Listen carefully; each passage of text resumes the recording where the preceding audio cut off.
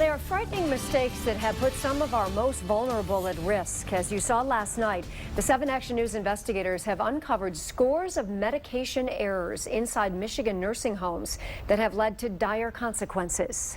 Investigator Ross Jones spent weeks poring over records and talking to victims, and he joins us now in the studio with more. Ross. Glenda, Joanne, good evening. Our investigation has found that even some of the state's best nursing homes have dropped the ball here, giving your loved ones not enough, too much, or the wrong medication entirely. We're not talking about somebody putting the wrong bag on the wrong shelf in a retail store. We're talking about things where people die when people make a mistake. These mistakes have put some elderly men and women in the hospital, in comas, or in a grave. Over the last 3 years, our investigation reveals that nearly 150 significant medication errors have been detected by state investigators. They are often blamed on nurse confusion, transcription errors, or simple forgetfulness. I've been a nurse since 1968, and unfortunately medication errors occur in hospitals, in clinics, in home health, and people give themselves the wrong medication. Gail Clarkson heads up compliance for Metalodge, one of the largest nursing home facilities in Michigan.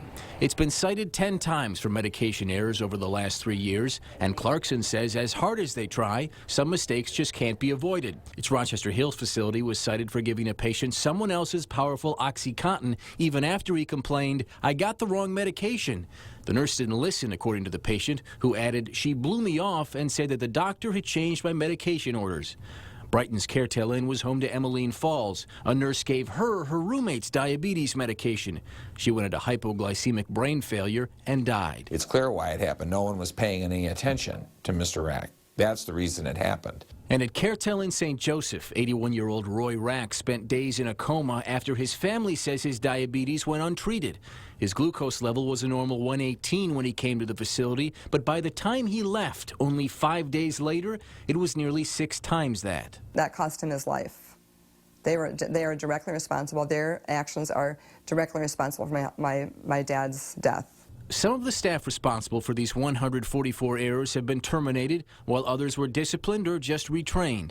But attorney Jules Olsman, who's planning to sue Caretel over Rack's death, says the system is broken. Lack of physician involvement, lack of adequate staff, lack of training.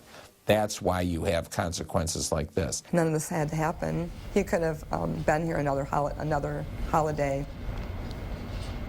To see all the Michigan nursing homes cited for significant medication errors, head to our website right now at WXYZ.com. Yeah, that's frightening stuff. Sure is. Thank you so much, Ross.